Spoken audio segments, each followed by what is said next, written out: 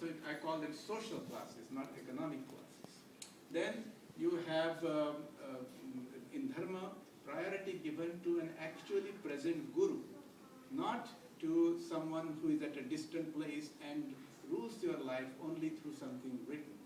Indian concept of scripture will say that all of them come from the Veda, but the idea is that your immediate scripture can be anyone a local central.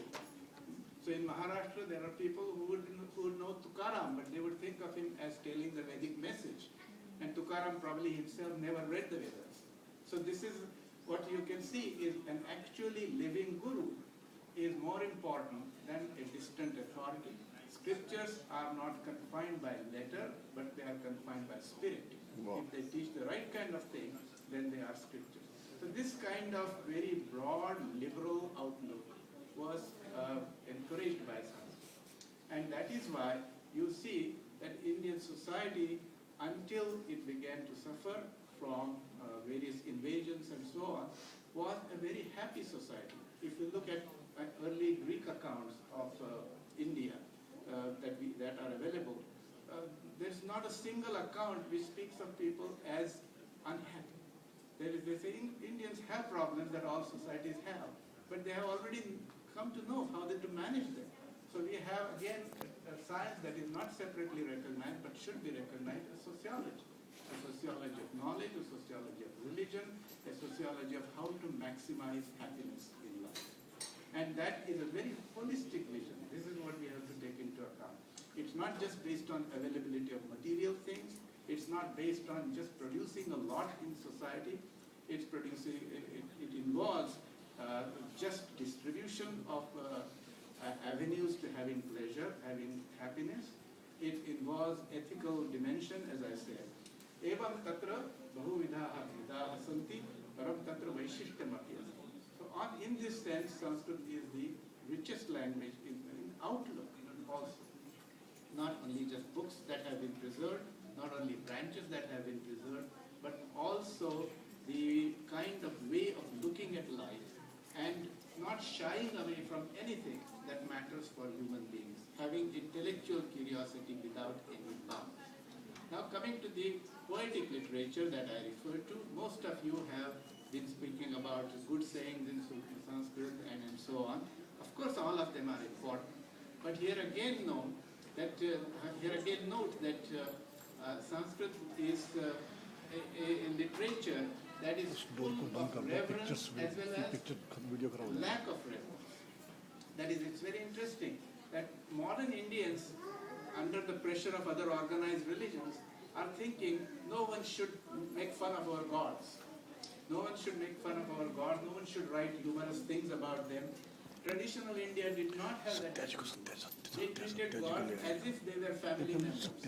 And that's why whatever mythological or other things were seen as lacking in the relationships with God, they were brought to light.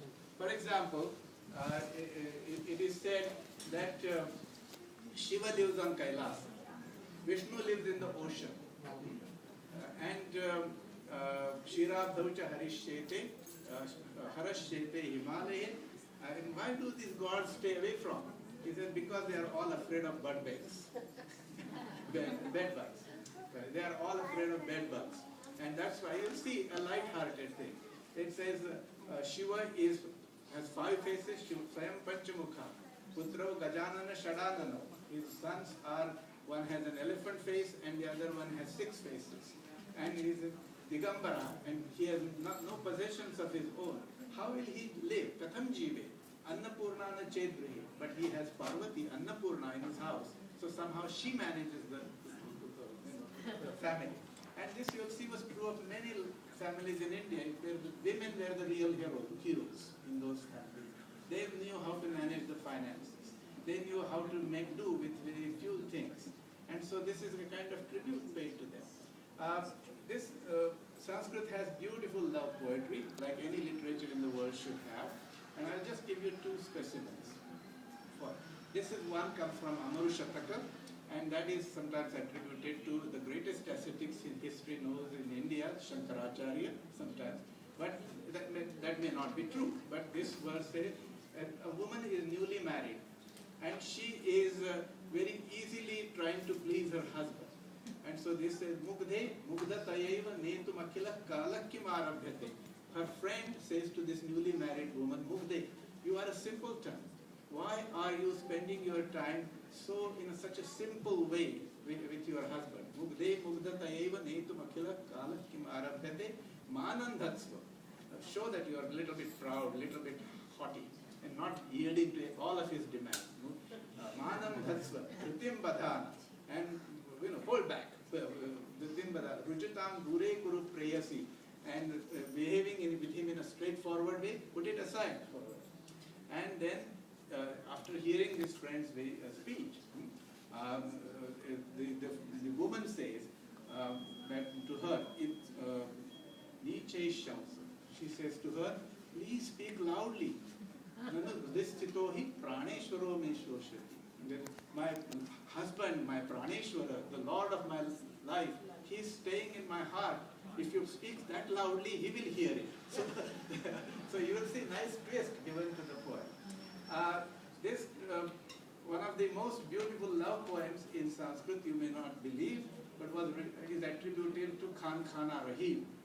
He was a great, he was Muslim by birth, he was a great devotee of Krishna.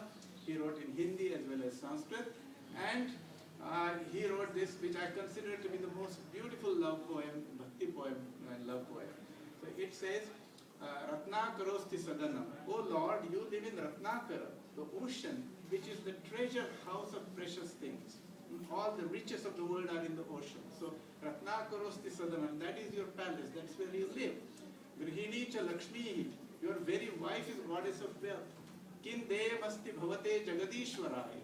What can I give to you? You are the Lord of the world. There is nothing for me to give. Radha grihita manasosti dainyam. But Radha has taken away your mind. Radha has stolen your mind. So you are lacking mind.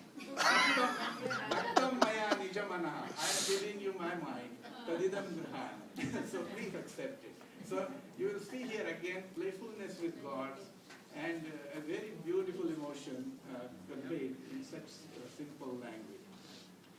This is just by way of the Sanskrit Shastra literature, again very distinctive feature.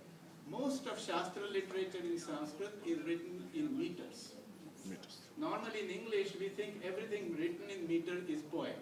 This is a very wrong conception. Poetry needs something more than meters. And Sanskrit tradition knew that. That's why you have a lot of Shastras. Medicinal texts are written in meters, mathematical texts are written in meters, astronomical texts are written in meters. Of course, there was the consideration that people will memorize the meters and then they will verses, and then they will not have that much need to refer to the written books. Tatra yadi shlokaha smriti patham aniyante tarhi tesham shlokanam smaranam satvaram bhavati kasyapi likitasya granthasya punaha avalokanasya avashyakata nasti. Ataha evam tatra vrittabadhani shastrani praneyani iti Samskrite parampara vartate. And just to give you a sense of how this can be done, once we had an opening of a South Asia center at UBC, and I thought, how would the Sanskrit tradition treat this? And we wanted to refer to the 10 provinces of Canada. And I thought I should write karikas or verses. So, Columbia, British Purva, you can follow this. Columbia, British Purva, Alberta, Tadanantaram, Saskatchewan, Manitoba, Tata, Ontario, Quebec. And this is about 3-4 verses. So you can see the listing is given in Sanskrit. And this was one of the most beautiful things that the ancient tradition did. So there is a lot of distinction in this tradition. It's an ancient language. It's no wonder Indians think that something great is lost from their lives if Sanskrit is not there. And it's not just a question of Hinduism, it's not just a question of political considerations, but it's a question of a cultural hunger, a question of cultural insecurity, a society that created a nation even before political nations were known. That in Vishnu Purana says that whatever is to the south of the Himalayas and to the north of the oceans, that is Bharat, and that is India. This kind of idea of a culturally one country was formed in at least, as you know, in the 1st century AD, long before the British power united India politically. So this kind of country that was created, it never invaded another country. This is one of the exceptional things in the world. That is, India was militarily very strong for several centuries, for about 2,000 years, but there is no record of invading another country. So people miss this kind of culture. People miss this kind of very open, healthy way of thinking, a very strong desire to pursue sciences. And modern India thinks that it gets all these IT specialists out of nowhere. It doesn't get them out of nowhere. It gets from the hundreds of generations, thousands of generations that created the genes that give rise to this intelligence. So we have to be very beautiful.